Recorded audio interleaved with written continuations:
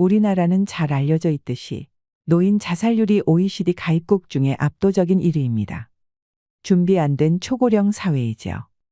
이미 초고령 사회에 접어든 일본이나 이탈리아와도 꽤 차이를 보입니다. 이것은 정말 심각한 수치입니다. 혹시라도 이 모든 것이 나와는 관련 없는 일이라고 생각하시나요? 주변에 돈이 없어서 힘들어하는 노인은 생각보다 훨씬 더 많습니다. 젊었을 적에는 아들, 딸 키운다고 뼈 빠지게 일하고 공부시킨다고 저축 한번 제대로 못하고 다 키워서는 시집 장가 간다고 해서 경제적으로 지원해 주다 보니 그러느라 내 인생은 제대로 살아보지도 못한 채로 노후에 빈털터리가 된 노인들이 많습니다. 마음에 드는 옷도 한번 제대로 사지 못하고 경제적으로 궁핍하니 밥과 반찬도 대충 끼니만 때우듯 먹게 되지요. 준비되지 않은 노후는 불행의 연속입니다. 여러분, 돈 벌려고 주식, 부동산 해보셨나요? 이것은 답이 아닙니다. 진짜 행복하려면 이것은 필수입니다. 비참한 노후 파산을 피하기 위해 오늘 영상 끝까지 시청해 주시길 바랍니다. 분명 도움되실 거라 생각합니다. 요즘은 100세 시대를 넘어서 120세 인생이라고 하는데요. 그래서 요즘에는 60대가 어린이 취급을 받습니다. 40년 전에 65세 이상이면 노인이다라고 정해놓은 것을 아직도 그렇게 하고 있지요. 회갑잔치, 칠순잔치, 팔순잔치까지 사라지고 있는 마당에 문화가 바뀌고 있는데도 이를 따라가지 못합니다. 문상을 가보면 100세 시대라는 게 실감이 납니다. 요새 평균 수명이 남녀 합해서 83세라고 하는데요. 이제는 고령화 사회를 넘어 고령사회입니다. 2025년인 2년 후에는 5명 가운데 1사람이 노인이고 2035년이면 3명 중 1명이 노인입니다. 경제가 성장하니까 부자가 증가하는 것은 바람직한 현상입니다. 그런데 반대로 가난한 사람들도 그만큼 늘어납니다. 그러니까 가난의 대물림이 많이 발생하고 있고 요즘에 노숙자들이 생각보다 많습니다. 사회봉사단체에서 하는 무료급식소에 가보면 밥 한 끼 먹으려고 노인들이 장사진을 이룹니다. 그리고 구청이나 동단위로 저렴하게 운영하는 급식소를 가보면 2,000원에서 4,000원 하는 밥을 먹으려고 언제나 만원입니다. 쪽방에서 사는 사람들, 신용불량자들, 생계가 어려운 사람들이 주위를 조금만 둘러보면 생각보다 많습니다. 기초생활수급자 같은 국가가 책임져야 하는 사람들이 점점 늘어나는 것입니다. 80세 넘은 노인들이 후회하는 일 중 가장 첫 번째는 돈벌 기회를 놓친 것이라고 합니다. 살아온 기간 동안 경험이 없기 때문에 지나고 나서 후회만 했던 경우가 많았던 것입니다.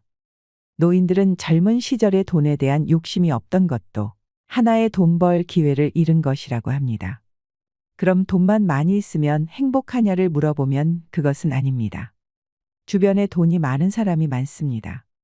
제 지인이 얼마 전에 1억이 넘는 자동차를 새로 샀길래 어디서 났느냐 이랬더니 우리 와이프가 사줬다 합니다. 알고 보니 친구 처갓집이 엄청 부자라는 거예요. 그럼 돈이 많으니 행복해야 하잖아요? 근데 그 친구는 건강이 좋지 못합니다.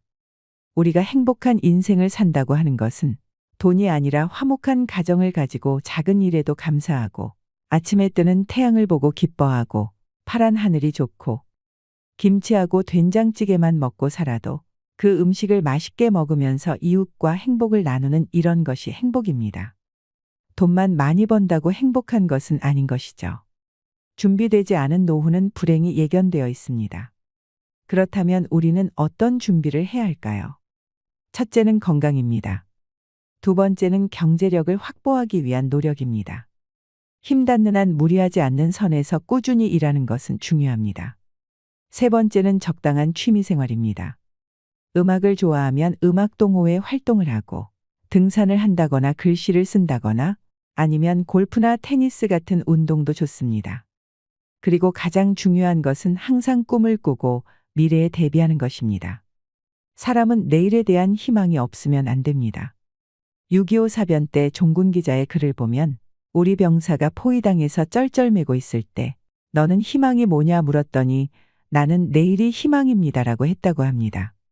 미래를 대비한다는 것은 사람의 인격과 품격을 높이고 노후 준비를 위해 저축하는 삶을 살아야 한다는 것입니다. 요즘에는 50대의 정년퇴직, 희망퇴직하는 분들이 많은데요. 이것이 끝이라고 생각하면 안 됩니다.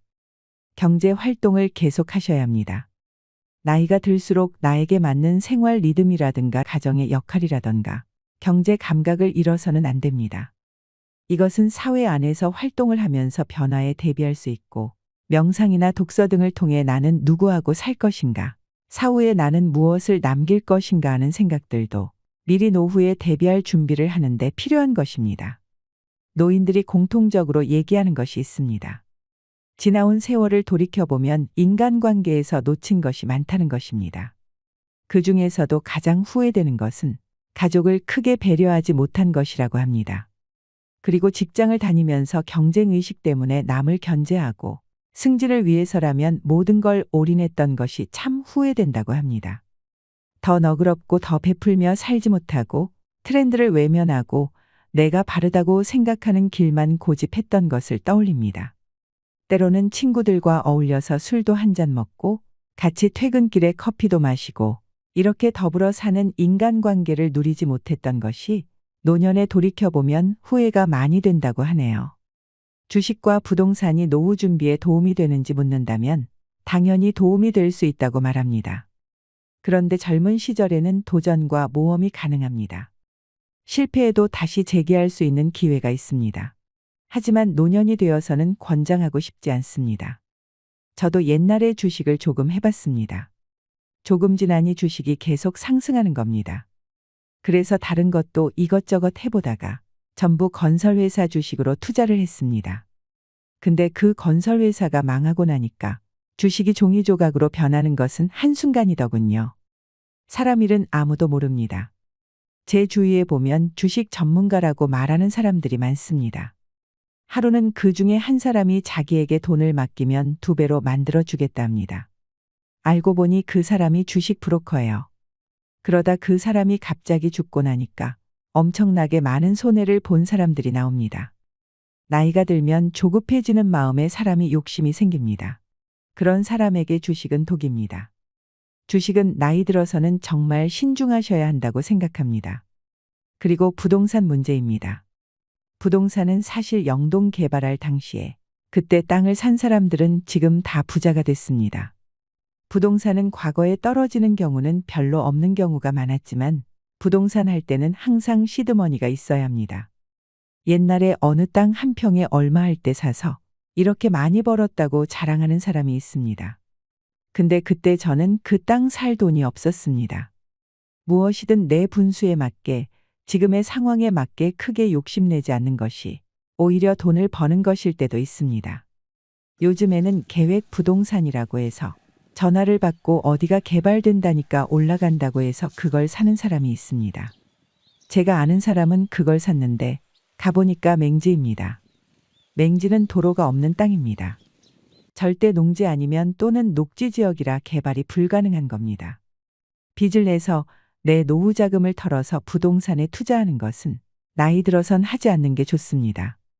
지혜로운 노년의 삶을 위한 필수 조건은 일확천금을 노리지 않는 것입니다.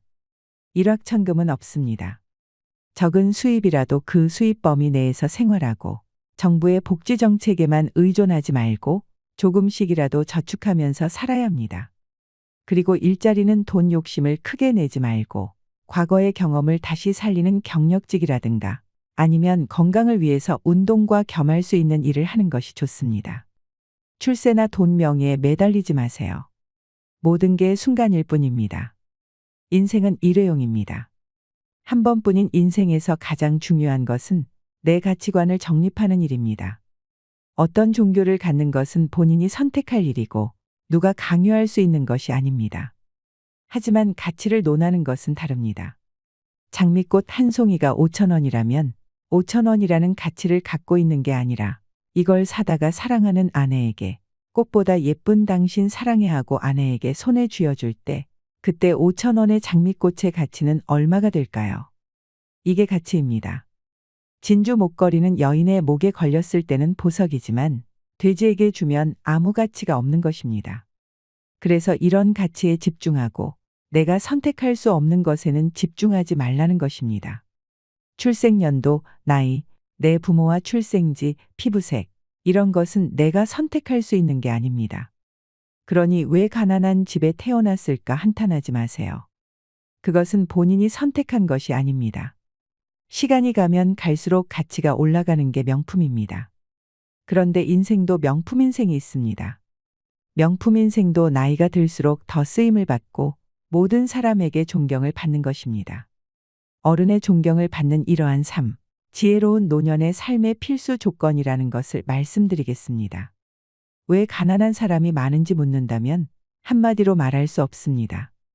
그러나 저소득층이 증가된 큰 이유 중 하나는 바로 이것이라 생각합니다. 첫째로 당사자가 자활 의지가 없습니다. 일자리 창출이 미흡하다고 정부 탓, 사회 탓만 하면서 안주하는 사람들이 많습니다.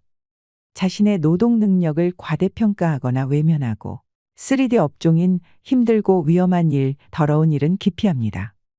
실제로 통계를 보면 나비 넥타이 매고 서비스하는 이런 업종은 임금이 저렴해도 공급이 넘치는데 땀 흘리고 기름 묻혀가며 일하는 것은 잘 안 하려고 합니다. 옛날에도 이런 말이 있습니다. 가난한 나라도 임금도 구제하지 못한다. 다만 우리나라가 양질의 노인의 일자리가 부족하다는 건 공감합니다. 우리나라 기업들이 처음에는 값싼 노동력을 찾아 중국에다 공장을 짓다가 베트남으로 옮겨가고 이제는 인도네시아가 희망의 땅이라고 합니다. 우리나라 공장을 외국으로 가게 하지 않고 국내에 세워서 인력을 확보하는 그런 정책이 필요하다고 생각합니다. 결국 이런 여러 가지 문제들이 악순환이 되어서 근로 의지가 부족하고 땀 흘리지 않으면서 공짜로 살려고 하는 사람들이 많아지니까 포퓰리즘 문제가 발생합니다. 무능력해도 정부가 무분별하게 현금을 살포하는 것은 장기적으로 우리 인생과 우리나라에 아무런 도움이 되지 않습니다. 지금 영세민들 얘기할 때 이런 얘기를 많이 합니다. 낚시법을 가르쳐야 된다. 고기를 한 마리 잡아서 배급해 주게 되면 한 끼를 배불리 먹지만 낚시하는 법을 가르쳐주면 일주일 동안 고기를 낚아 먹을 수 있는 것이다. 그러니까 그들이 상생할 수 있는 사회를 만드는 것이 필요합니다. 생산적인 걸로 방향을 전환하는 정책은 필요하다고 믿습니다. 그리고 지금 문제는 중년, 노년의 삶을 살아가는 사람들이 집 하나는 있는 경우가 많습니다. 그런데 집은 있는데 수입이 없습니다. 그러면 자나깨나 세금 걱정하게 되는 겁니다. 의료보험금, 각종 공과금, 기본 생활 자금이 필요하지요. 수입이 없는데 집만 있으면 생활이 안 됩니다. 그래서 결국 그 집을 팔게 되는 거죠. 그럼 집을 파는 순간에 새로운 영세 노인이 생기는 겁니다.